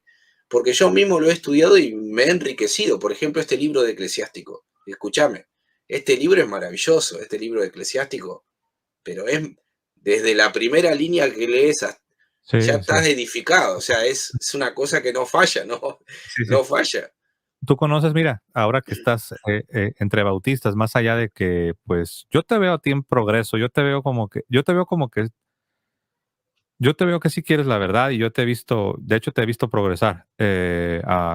Y no digo progresar eh, con respecto a mí. No, no, no, no. Simplemente con respecto al cristianismo histórico, ¿no? O sea, no me estoy comparando ni estoy diciendo que tú eres más que yo o que yo soy más que tú. No, pero te he visto progresar con respecto a abrazar la fe histórica. Pero estás en una comunidad bautista, ¿no? Y yo sé que en las comunidades bautistas tienen mucho aprecio por John Bunyan, Juan Bunyan, el que escribió El Progreso del Peregrino. No sé si tú lo conoces, este clásico de la literatura. Vos sabés que no, no lo he leído ese Ah, mira. clásico. Me avergüenza decírtelo, pero no lo he leído porque vos pensás que yo soy me cambié al bautismo, pero no soy, no es una iglesia bautista histórica en el sentido que mantiene así las tradiciones bautistas. Ajá. Es una Eh, mezcla de pentecostalismo con algunos elementos. Pero es sí, un, me da vergüenza decirlo porque es un clásico ese libro, y sí, es un pero tengo que clásico. decirlo, no lo leí. Ok. No, no, y gracias por la honestidad. Es un relato alegórico, una especie de una metáfora. De hecho, la primera línea dice, lo describe como en la forma de un sueño. Y eso es básicamente, es un retrato de la vida espiritual, de la tierra, de la tierra al cielo, de la conversión a la gloria. Y el autor, Juan Bunyan, John Bunyan, él, su versículo favorito era tomado de un libro deuterocanónico, era el versículo de su vida. Y y esto es una evidencia más de cómo los protestantes originales no tenían este repudio por los libros deuterocanónicos. Aunque en la realidad, pues ya si vamos a ser más estrictos o queremos irnos hasta la raíz, tendríamos que aceptarlos como palabra de Dios, tendríamos que aceptarlos como inspirados. Eh, por Ah, ejemplo, hablando de clásicos, ¿conoces el de la imitación de Cristo, de ese Tomás de sí Kempis? lo tengo así conocido, Sí, que he tremendo. leído algunos, es como un Algunas texto que líneas. invita a la piedad, sí, sí, sí. No, tremendo tremendo. La imitación de Cristo, uno va y uno dice, wow, siempre está citando toda la escritura, toda, pero también los deuterocanónicos como parte de la palabra de Dios. Entonces, sí, si uno sigue empujando hasta el final y uno se sigue negando y negando a uno mismo y se sigue venciendo, si uno se sigue venciendo a uno mismo, irte arrancando eh, todo lo que te estorbe, al último tendrías que aceptar los deuterocanónicos como palabra de Dios. Mira, yo puse ese comentario para responder, pero primero un saludo para Gabriel. Dice, había copias de la Vulgata con tercera letra. Sí, de hecho, antes de que llegaras, Gabriel, yo mostré que tengo aquí la Biblia del Oso, la traducción de Casiodoro de Reina, y aquí también lo tiene, pero fue bien cuidadoso Casiodoro, le puso ahí apócrifo, pero los deuterocanónicos que están en la católica los tiene como palabra de Dios inspirada. Y tiene Esdras, tiene la oración de Manasés, y se me escapa cuál es el otro. Son como tres, si no me equivoco. Son como tres, pero fue bien cuidadoso. Les puso apócrifo. Y a los deuterocanónicos, que son siete, y que son parte de la Biblia católica y que no están en la protestante, Casiodoro de Reina los consideró como palabra de Dios. Sí, sí, dice que Vulgata, pero es que no llegaste al principio. Las traducciones protestantes originales básicamente se están basando en la Vulgata. Y yo hablaba del Textus Receptus. El Textus Receptus, muchos imaginan que es como un aparato crítico griego. No, el Textus Receptus es la Vulgata latina. Lo que tenía de novedoso es que agregaron una columna con una reconstrucción del texto del Nuevo Testamento en el griego. Pero el Textus Receptus, en el sentido estricto, es la Vulgata. Es la Vulgata con una columna extra que era una reconstrucción del Nuevo Testamento en el griego original. Pero sí, es lo mismo, ¿no? Eh, bueno, nada más quise ahí agregar ¿Puedo decir un algo respecto de sí, sí, eso? adelante. Sí, sí. Una sobre lo que decía Asaf y otra sobre lo que decías vos del texto receptus. De Asaf, Ujú, esto prueba, esto que dice Asaf y esta discusión que parece generar entre vos y él sobre cuáles son los libros, prueba una tesis que tengo yo, que he escrito, que en algún momento no la he explicitado todavía en mi canal, pero la tengo por ahí escrita, que en realidad la inspiración, no como concepto bíblico, sino como concepto acabado, no aparece sino cuando aparece el canon. ¿Por qué? Porque vos fíjate que en realidad lo que ha hecho el poder eclesiástico es justamente tomar una decisión sobre un montón de libros que había dando vuelta, ¿no? Por eso hay tantas listas, tercero, cuarto Esdras, etcétera, etcétera. En un momento determinado, el poder eclesiástico dice, bueno, estos son los libros, ¿verdad? Y una vez que dice estos son los libros, así sea en un canon consuetudinario, antes que sea formal, formal, ahí vos recién podés decir este libro es inspirado. Por eso, si vos te sentás al lado de un protestante, el protestante te va a decir, Tobías no es inspirado, y vos le vas a decir que sí, ¿verdad? Porque el poder eclesiástico al que vos pertenecés decidió que sí. Pero supongamos que habrían decidido que Tercera Esdra tenía que estar, Tercera Esdra también sería inspirado. ¿Entendés lo que digo? Es sí, decir, pero yo lo veo así, no lo veo de es que otra. sí es así como lo dices, pero si eso fuese así, suponiendo que el poder eclesiástico, que, es la iglesia, ¿no? Así como tú decías que no todo lo que los judíos digan lo debemos aceptar, no, nosotros nos vamos a adherir a lo que el poder eclesiástico, nosotros le llamamos Claro, iglesia, y es el el poder magisterio. eclesiástico de Asaf es el protestantismo. Eso Sí, es lo que quiero decir, eso es lo que quiero decir. Entonces, esta cuestión no es que se dirime tanto en decir, este libro es inspirado porque hice un análisis de crítica interna y me di cuenta que el Espíritu Santo me guió. No, porque mm, ninguno de nosotros subjetivamente decide eso. Son poderes externos los que deciden el canon, siempre. Esto es, por eso cuando un protestante quiere fundamentar el canon tiene problemas. ¿Por qué tiene sí, problemas? Porque no puede hacerlo desde la subjetividad. Y de hecho, grandes protestantes como Kasseman, como Karl Barth, como Oscar Kuhlmann, cuando fundamentaban el canon protestante para evadir el agente externo que es el poder eclesiástico, caían en un montón de problemas. Siempre, al final, mi conclusión es esta del protestantismo cuando decide. La conclusión final está en el sujeto, siempre. sí. ¿Por qué? Porque por necesidad, por la misma naturaleza del protestantismo, no puede aceptar el poder externo. Pero a mí eso no me importa, digamos, porque yo tengo que analizar estos temas, me tengo que salir de mi propia fe, porque si no, no lo puedo analizar. De Eh, hecho, y después lo eh, que vos decías ahí termino porque quería aclarar eso.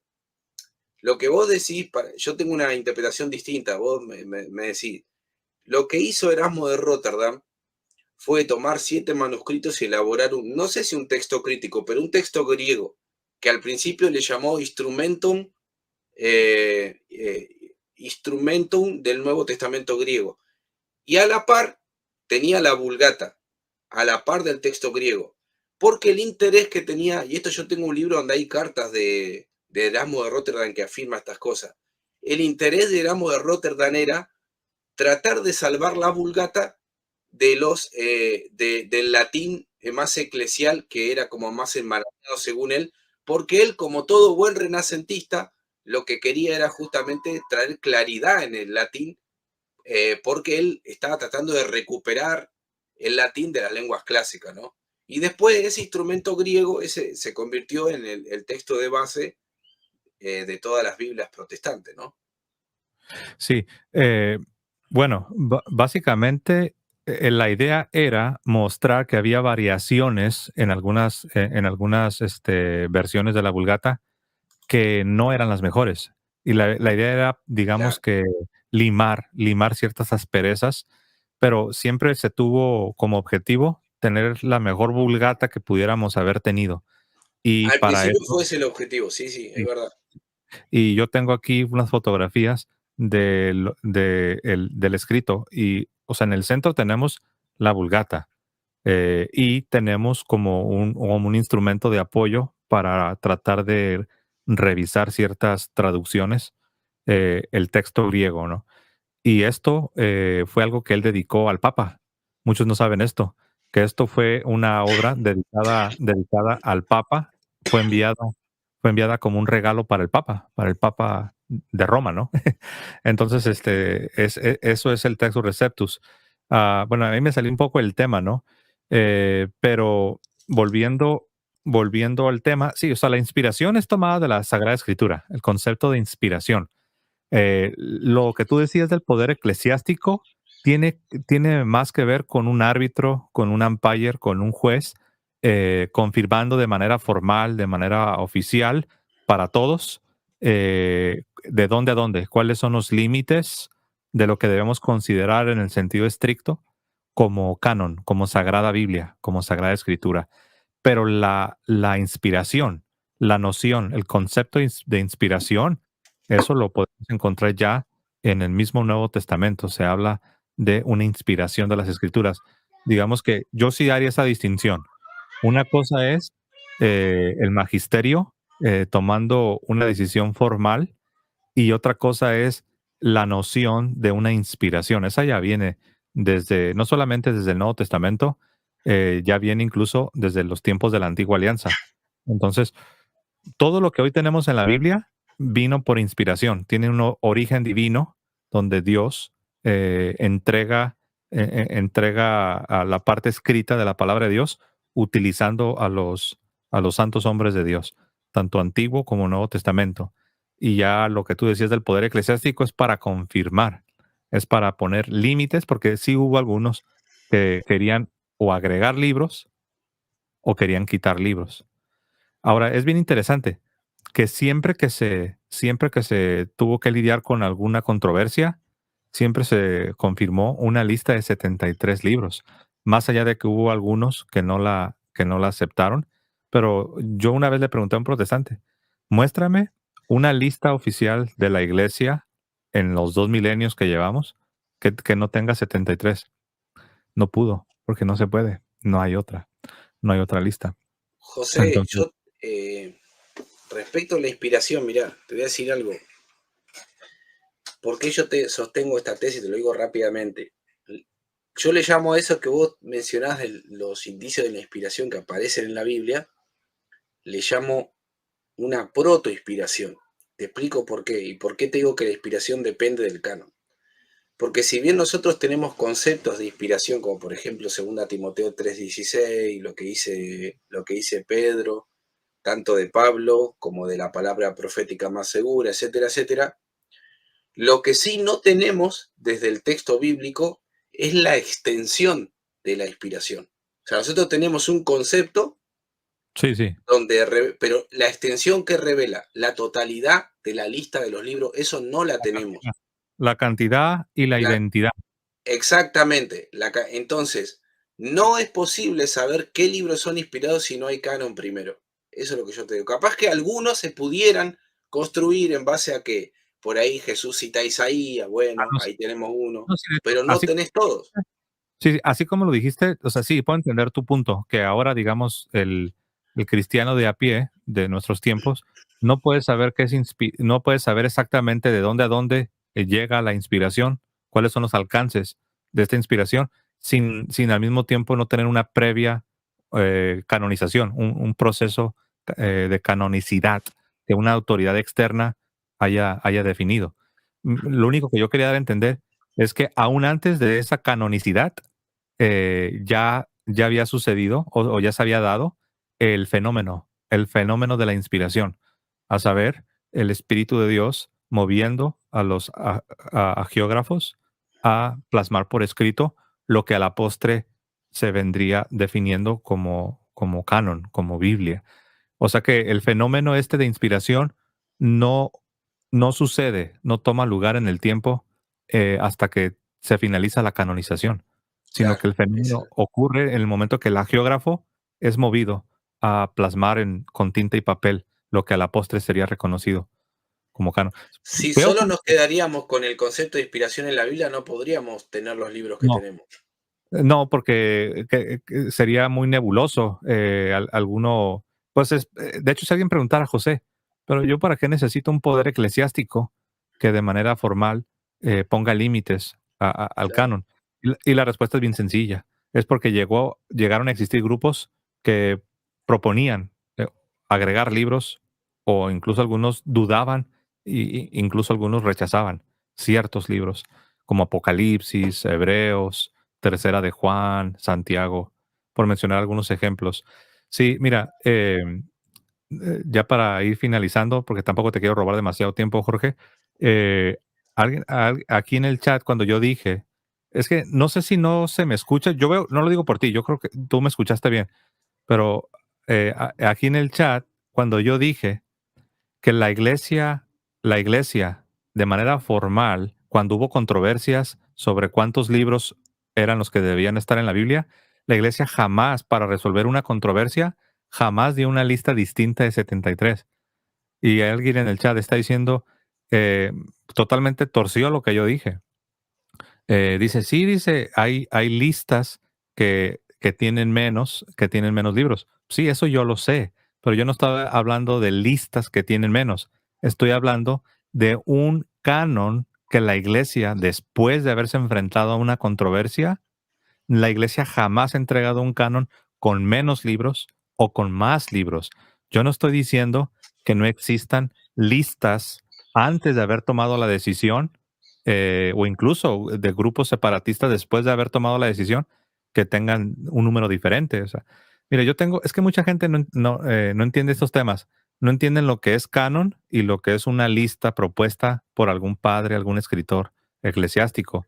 Yo tengo un libro que se llama El Canon y las listas de los libros, el canon y el canon y las listas está en inglés. El canon y las listas de los libros sagrados. Entonces, ahora sí, ¿no? Que como digo yo, el que no distingue, confunde. Yo creo que tú sí sabes cuál es la diferencia entre un canon en el sentido formal y una lista de algún escritor de la antigüedad. ¿Tú sabes cuál es la diferencia, Jorge? Yo creo que tú sí lo sabes. Bueno, yo te distingo entre canon consuetudinario y el canon formal. ¿A qué te referís con una lista aparte, no? Es que hay protestantes que encuentran, para darte un ejemplo, Sí, van a San Atanasio y sí, encuentran que San Atanasio tiene una lista eh, que no es idéntica a la de 73 y tampoco es idéntica a la de claro, 66. sí, O sea que, y dicen, ¿ves? Ahí tenemos un canon diferente. Y yo les digo, ese no es canon, esa es una lista. Un canon requiere de la autoridad eclesiástica y haberlo dado de una manera formal. Lo claro. que tú tienes en algún escritorio eclesiástico, esos no son cánones, son listas. A eso me refiero. Sí, de hecho, este San Atanasio tiene 22, igual que el canon de Josefo, pero une Jeremías con Baruch. Así que tiene un deuterocanónico. Ahí te pide el link, Gabriel. No sé si por ahí capaz que quería hablar con él y estoy yo acá. Yo ya me tengo que ir igual. Sí, No de sé hecho, si como, querés. como dije antes del comentario, ¿no? Ya para cerrar, es que yo ya no Ah, tengo tiempo. bueno, bueno. Este, sí, sí, San Atanasio incluye unos que sí aceptamos en la Biblia católica y de hecho le faltan otros que sí tienen los protestantes. Yo tengo un video completo porque en una ocasión un protestante me dijo, mira, dice, te voy a nombrar a padres de la iglesia que aceptan 22, 22, 22, 22, 22. Y él en su cabecita se imaginaba que 22, 22, 22 era idéntico a lo que aceptan los protestantes. Entonces yo en un video demostré cómo esos 22, 22, 22, entre esos 22, 22, 22, nadie está de acuerdo. Unos le aumentan, unos le quitan y ninguno es idéntico a lo que aceptan los protestantes. Entonces, sí, pero bueno, no me Claro, quiero ahí salir. sería, ahí sería claro el tema. Es verdad lo que dice Asaf, yo he leído esos temas, de que sí, que se habla de 22. Pero inclusive, para ir terminando, el de Josefo, Pero no son los mismos tam- 22, por aclarar. Yo claro, tengo un video completo tampoco, no son donde lo lo. mismo. Sí. Tampoco el de Josefo se sabe bien cuáles son los dos que junta, ¿eh? Eh, pero bueno, Para mí Sí, no, realmente no es un problema, por eso no, en este sentido no es un conflicto para mí realmente este tema, sí. no es un conflicto real para mí, no, los que me conocen, la comunidad de cultura lo sabe, no es que estoy ocultando algo que me quiero, por algún protestante por ahí está diciendo, te quería ser el amigo de José, no, porque no vine acá a discutir con vos y a pelearme, pero realmente es un tema que yo estoy capaz que más cerca de los católicos en este aspecto, ¿no? Por lo menos en Sí, este aspecto sí, ya veremos otro, pero sí, en claro. este sí. No, sí, sí, yo en ese video yo pruebo que los 22 nada más es simplemente siguiendo el acróstico del número de caracteres hebreos, que eran 22, pero nadie de los que hablaban de 22 coincidía. Unos tenían unos libros y otros tenían otros libros. Y Claro. aparte, si comparas las listas de los 22, 22, 22 y las comparas con los libros protestantes, no coinciden tampoco. Lo de 22, 22, 22 simplemente era por el acróstico de los 22 caracteres del alfabeto hebreo, pero nunca coincidían los 22. Pero Entonces si eso vos, por ejemplo, no dirías que tu iglesia es infalible, por ejemplo, creo que lo... Asaf no tendría problema con vos, ¿viste? Porque el problema viene, el problema, yo cuando analizo este tema lo estoy analizando de un punto de vista histórico, pero si yo me meto en el aspecto religioso, ahí sonó la conversación, porque ahí tenemos que empezar a discutir los fundamentos de las cosas. No lo vamos a hacer ahora. Pero ahí se genera el chispazo, porque, por ejemplo, Asaf te dice eso, ¿no? Pero si hay, ¿qué pasa con la infalibilidad si ustedes no agregaron una lista que parecía ser la histórica? Ahí empieza toda la dinámica esta, ¿verdad? Sí, de El- hecho, sin la infalibilidad, el protestante se queda realmente sin una forma para poder fundamentar el Nuevo Testamento. El Nuevo Testamento tiene 27, pero en su momento había listas con 22 libros, con 23, con 24 libros. El propio Martín Lutero tenía una lista de libros inspirados que no era de 27. Entonces, así como yo apunto a la Iglesia Católica para decir que siempre la Iglesia tuvo un Antiguo Testamento como el que teníamos los católicos, también yo puedo apuntar a la Iglesia Católica para decir como la Iglesia siempre también nos dio un Nuevo Testamento, no de 22 libros o de 23 libros, un Nuevo Testamento de 27. Entonces, la infalibilidad que rechaza el protestante para el Antiguo Testamento es la infalibilidad que acepta el protestante para el Nuevo Testamento. Yo ahí Pero veo mirá, una... José, hasta ahora, y te digo una cosa, el Nuevo Testamento también se está modificando respecto del protestante al católico. Yo no conozco ninguna Biblia católica al día de hoy, que vos decime que capaz que conocés alguna, que por ejemplo no tenga el final de Marcos, del 8 en adelante, y que omita la perícopa de la mujer adúltera, o que omita Juan capítulo 5 versículo 17, primera Juan. Y eso es algo que yo la otra vez estaba desarrollando en mi canal. Aún entre el protestante y el católico, poco a poco van a ir teniendo un canon diferente. Porque Eso, el sí, protestante, una esos temas, tradición, no, ¿eh? sí, esos temas son de crítica textual, tiene que ver con las variaciones de los manuscritos, pero no estamos hablando de tener más libros o tener Pero menos sí se libros. está modificando el contenido. Sí, pero No es poner más libros, no son más libros, pero sí se está modificando el contenido. sí, yo sé, pero eso es algo que la iglesia rechaza. La iglesia católica acepta el final largo de Marcos y acepta la pericopa de la mujer adúltera de Juan capítulo 7, versículo 51 al capítulo 8, versículo, creo que es hasta el 11. Y también sobre la coma juanina de Primera de Juan 5:7, la Iglesia Católica, no estoy seguro que haya una postura oficial sobre Primera de Juan 5:7. Sé que han escrito sobre el tema, sé que en la académica se ha escrito bastante sobre la coma juanina, pero no estoy seguro que haya un veredicto final. Pero tocante a la pericopa de la mujer adúltera de Juan, capítulo 8, y tocante al final de Marcos, del Evangelio de Marcos, la iglesia los acepta como 100% inspirados. Es el protestantismo. De hecho, yo tengo aquí traducciones protestantes donde los dos, la pericopa de la mujer adúltera y el final de Marcos, los tienen entre doble corchete. Y me imagino No, que tú y sabes lo que... La Biblia textual los omite. Sí, hay unas que los omiten, pero ¿tú sabes lo que significa en crítica textual cuando ponen un pasaje de la Biblia entre doble corchete? Sí, que puede tener una variación o puede no Significa estar. que no, ajá, significa que no es auténtico. De hecho, yo cuando estuve en el seminario le pregunté a mi profesor, levanté la mano y le pregunté, y le dije, ¿por qué? Porque él nos dijo, ya me acordé, se supone que estábamos viendo, la clase se llamaba Los Evangelios, The Gospels, los Evangelios. Y yo vi que cuando pasamos por Juan, vi que se brincó la pericopa de la mujer adúltera.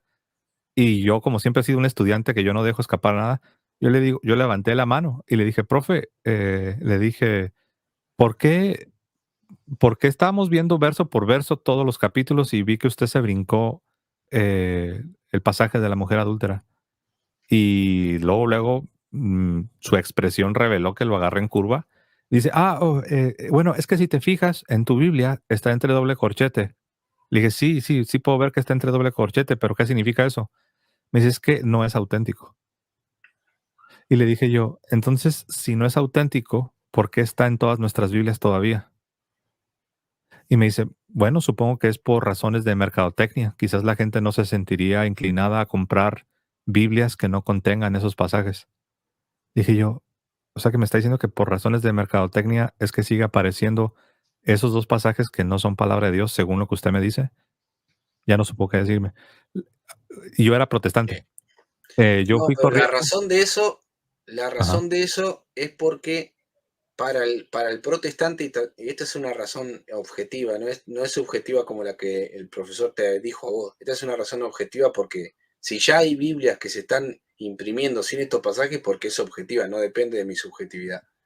Eso pasa porque la tradición postcanónica del protestantismo incluye a las ciencias bíblicas, el catolicismo no.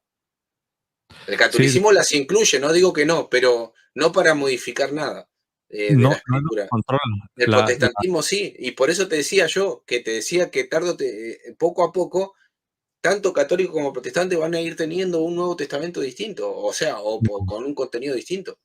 No, porque la iglesia ya se definió por la pericopa de la mujer adúltera y el final de Marcos, la iglesia sí tiene una posición. Entonces, cuando yo era protestante y me di cuenta que prácticamente en la alta academia protestante ya tomaron la decisión de rechazar el pasaje de la mujer adúltera y rechazar el final de Marcos, entonces yo dije, ¿qué creen los católicos? Porque yo era protestante, pero yo ya estaba investigando catolicismo.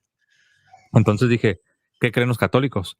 Y rápido me puse a investigar y me di cuenta, descubrí que los católicos aceptan los dos pasajes como inspirados, pero no solamente descubrí eso, porque es fácil decir, sí, los católicos lo aceptan. Sí, pero la pregunta es ¿por qué? Y ahí es donde quería llegar. Es por la misma noción que tiene el catolicismo de lo que es la palabra de Dios, no solamente la parte escrita, sino también la parte oral.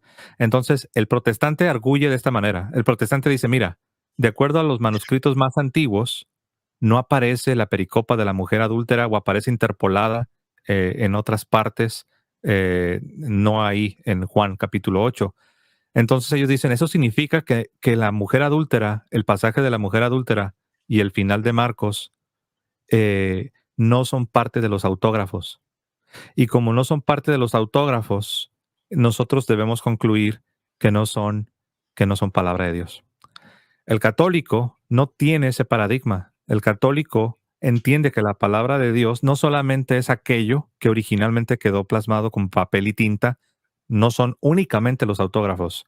Entonces la Iglesia Católica admite que si bien es posible que en el escrito original del Evangelio de Juan o en el escrito original del Evangelio de Marcos, si bien cabe la posibilidad de que no haya estado la pericopa o el final largo de Marcos, la iglesia entiende que no se sigue, que porque no forma parte de del autógrafo, perdón, la iglesia, al tener la tradición, entiende que esto es palabra de Dios, aun si no estuvo en el escrito original, aun si no fue parte del autógrafo. ¿Por qué? Porque el católico tiene la palabra de Dios, no solamente como lo que quedó plasmado en los autógrafos. El católico tiene la palabra de Dios como aquello que existía antes de los autógrafos, a la par de los autógrafos, y ahí es donde entra el papel de la tradición. Por eso la Iglesia Católica no entró en alarma cuando se encontraron manuscritos que no Pero, tenían la pericopa. pero José, y ya con esto me voy.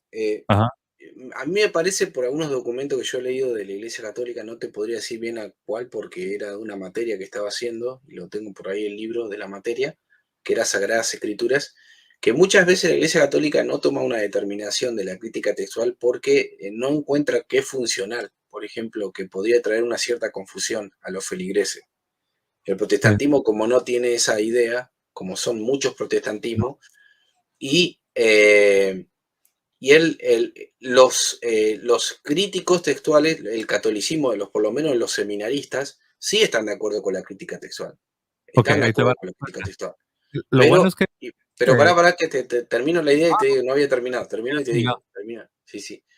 Y yo no era que te decía que el catolicismo va a dar una Biblia diferente. Yo lo que te decía era que el Nuevo Testamento y el Nuevo Testamento católico, el Nuevo Testamento protestante, ya no van a ser igual. Eso te decía.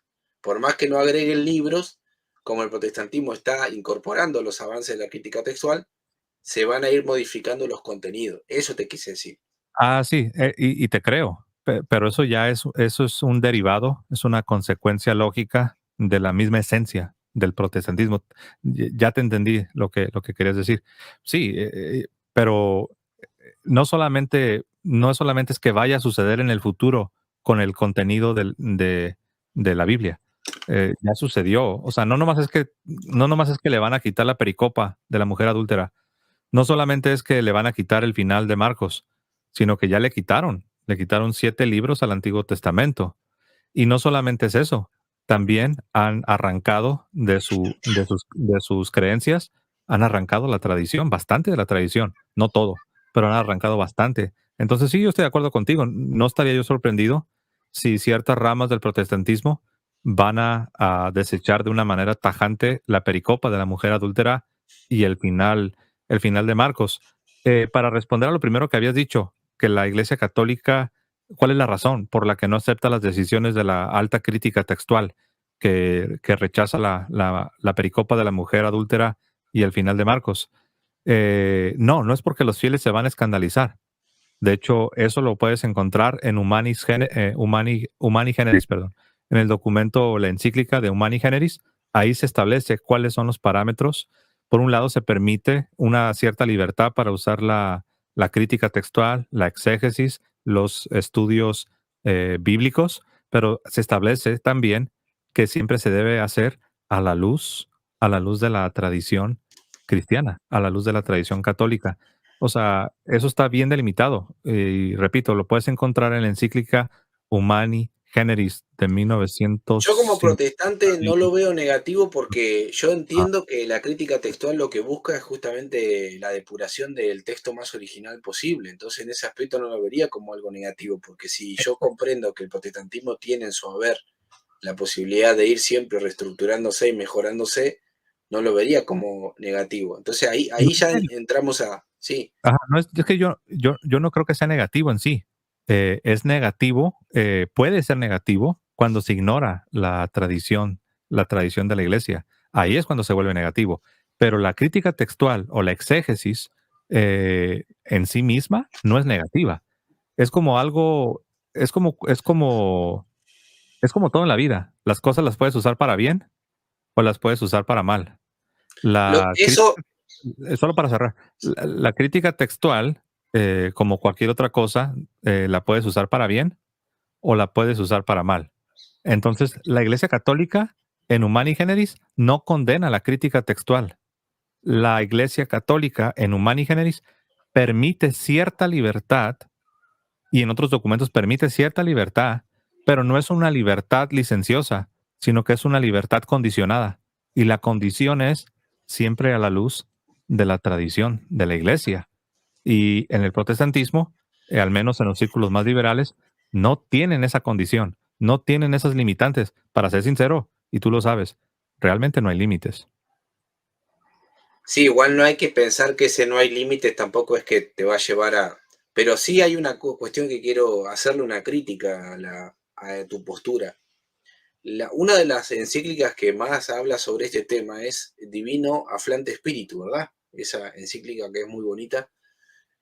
Y habla justamente de la relación de la iglesia con la crítica textual, con el estudio de los géneros literarios, bueno, sí, con las ciencias bíblicas en general. La crítica que yo le hago a ese pensamiento es que el problema es que la crítica textual muchas veces lleva a una confrontación, y esto se tiene que analizar en el plano de la verdad, a una confrontación con los textos, donde, vamos a poner el ejemplo que estamos poniendo, donde existe la posibilidad de que ese fragmento no sea original de Juan, por ejemplo, porque hay bastante evidencia para decirlo. La iglesia no lo quiere rectificar, no lo quiere aceptar eso, pero si se lo está mostrando la ciencia, se lo muestra, se le pone argumentos racionales, obviamente, de otra forma no hay, y la iglesia lo rechaza. Cuando yo veo eso, lo que veo ahí son que está primando no la verdad, sino que lo que está primando ahí es el resguardar una cierta tradición, que está resguardando la posibilidad de no mostrar que se equivoca. ¿Entendés? Sí, pero esto que dices, yo ya lo respondí cuando te dije que la iglesia no tiene un problema si se llegase a descubrir que el autógrafo no contiene un determinado pasaje. El protestante sí, porque para el protestante lo único que es palabra de Dios es lo que originalmente se escribió con pluma y papel en los autógrafos, en los escritos originales. Ese concepto no es, lo voy a decir con respeto, esa forma de pensar que lo único que es palabra de Dios es lo que quedó con pluma y papel. Ah, ahí te entiendo, ahí te entiendo. Vos lo que querés decir que la perícopa de la mujer adúltera puede ser aceptada por tradición y no, Sí, y aunque no esté en el texto original. sí, ahora, la iglesia, si tú me preguntas, José, pero la iglesia ya tomó la decisión final, no, pero la iglesia admite la posibilidad de, o sea que la iglesia no dice, sáquense protestantes, ya me quieren decir que la mujer adúltera y el final de Marcos no es palabra de Dios. No, no, no, no lo acepto. La iglesia no hace eso. La iglesia dice, a ver, vamos hilando más fino. Aún si pudiésemos establecer que en los autógrafos, que seamos sinceros, no los tenemos, ni los católicos ni los protestantes, no existen. Lo Sí, único que podemos hacer es trabajar con los manuscritos que creemos ser los más antiguos. Entonces, pero la iglesia dice, en el caso de que en el autógrafo, en el escrito original, no hubiese aparecido la pericopa de la mujer adúltera en esa primera entrega, supongamos que Marcos, ¿cuándo te imaginas que se escribió Marcos? Más o menos. No sé, y ¿cómo qué más o año menos estamos para Marcos? Como en, 69. bueno, casi muchos lo ponen más temprano, porque dicen que es el primero de los evangelios. Muchos lo ponen en los 50, pero bueno, vamos a decir los 50 así, porque dicen que supuestamente es el más antiguo. Ok, supongamos que Marcos lo escribió en el 53. Estoy nada más usando un ejemplo. Supongamos que Marcos lo escribió en el 53. Entonces, significa que en el 54, en el 55, en el 56, en el 57, en el 58, tienes a los apóstoles vivitos, los tienes todavía los apóstoles vivos. Entonces, si en una copia posterior al autógrafo, en una copia, digamos que ya era la tercera, o la cuarta, o la quinta, o la sexta, o la séptima copia, se incorpora por testimonio apostólico la pericopa de la mujer adúltera, eso es válido. Y de hecho, ¿quieres que te diga algo? Y estoy seguro que te vas a quedar pensando.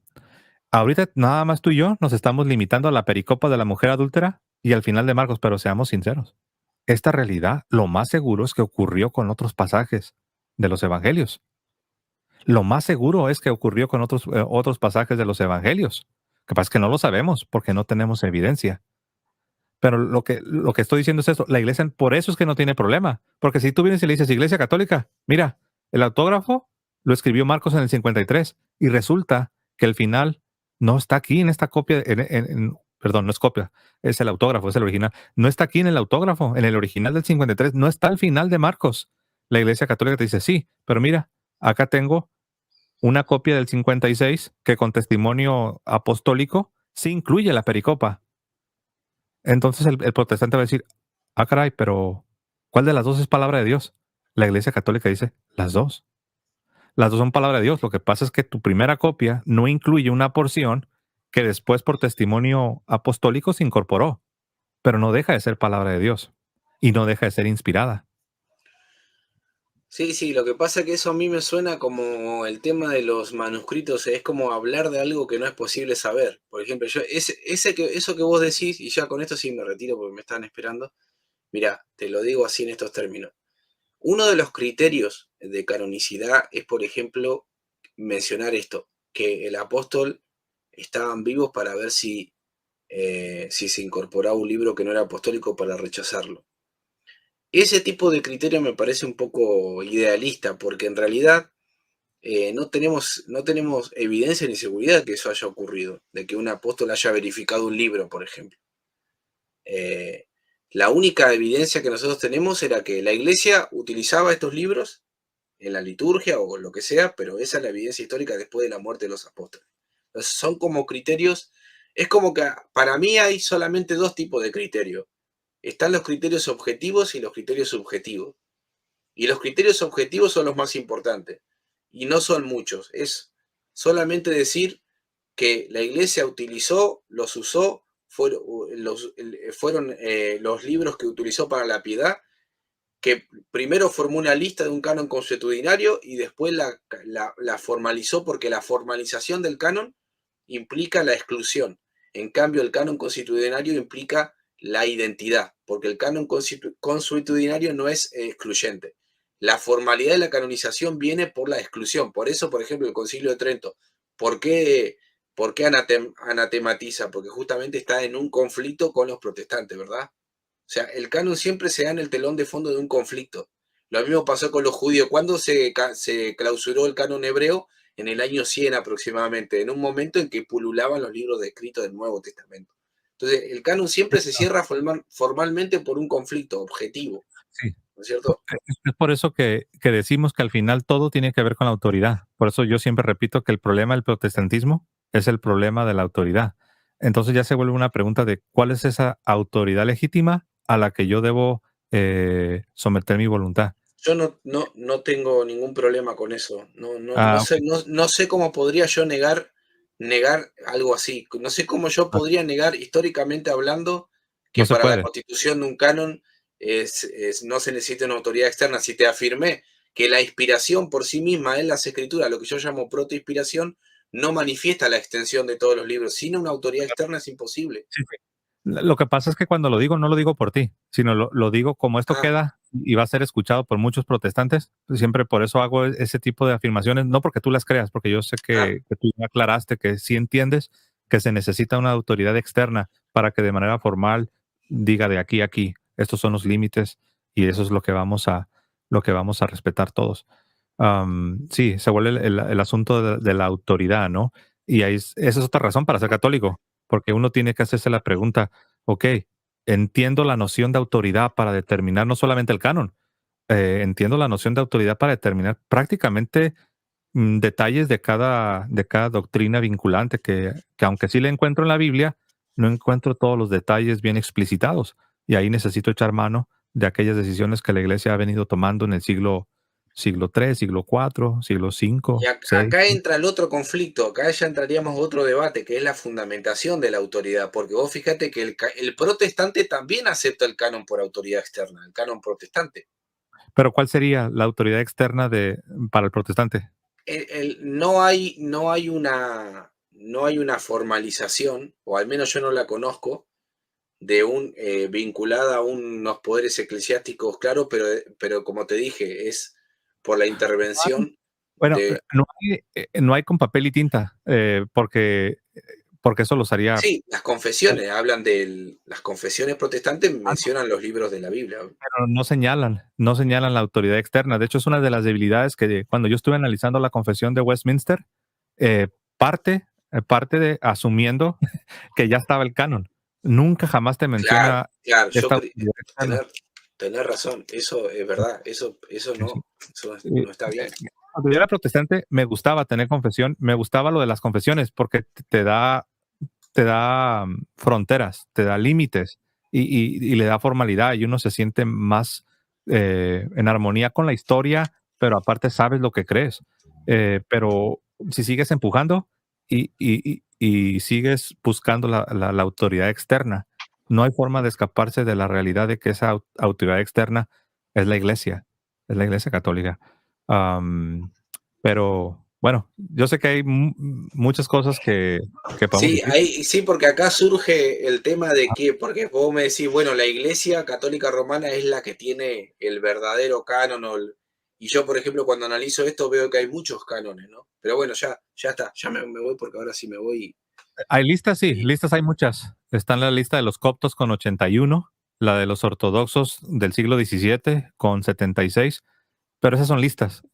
Para cánones se necesita el magisterio, y ni los ortodoxos ni los coptos tienen eso. Ese es el problema. Esa es la razón por la que los rusos, los rusos ya se distanciaron de los ortodoxos tradicionales. pero Los ese rusos sería el canon formal, no el canon consuetudinario. Es que al final es uno. Al final, más allá de cómo podamos explicar el proceso, al final el canon es lo que debes aceptar como inspirado. Y los rusos ya se están poniendo más en armonía con el canon protestante y se están apartando del canon tradicional de las comunidades ortodoxas, que si mi memoria no me falla, son 76. Creo que en el concilio, le llaman sínodo, el sínodo de Jerusalén, creo que es de 1600. Creo que en 1683, perdón si me equivoco, ahí decidieron que iban a hacer, si mi memoria no me falla, 76 libros. Los rusos ya están cambiando y se están acercando más a la postura protestante de 66. Aunque, repito, como no tienen un magisterio, no todos están contentos de ese movimiento. Pero bueno, Y vamos a dejarlo justamente acá. lo que vos decís confirma lo que yo te decía del canon formal, porque el canon consuetudinario es identitario y tiene que ver con, sí, prácticamente con la identidad, y el canon formal tiene que ver con la exclusión. Y vos, por ejemplo, que tenés un canon ya cerrado, formalmente con documentos, excluye a todos los demás, ¿viste? Y eso es necesario, porque si no, entonces nadie podría tener acceso a la verdad. Pero no nomás del canon. Eso mismo que acabas de decir, también lo puedes aplicar a cada doctrina del cristianismo. Sí, bueno, bueno, ahí ya, ahí entramos a otro debate, ¿no? Pero bueno, sí, ya me voy porque Sí, yo sé, pero la razón que lo digo es para ver que no solamente se necesita autoridad externa para que te diga oficialmente cuál es el canon, sino que necesitas la autoridad externa para que te diga exactamente qué es Trinidad, qué es Cristología, exactamente qué debes creer sobre las doctrinas que están en la Biblia, pero que no están explicitadas. sí, eso Sí es verdad. necesitas, ¿verdad? Jorge, de verdad que muchas gracias, disfruté mucho el diálogo. Yo también, Un muy bueno. abrazo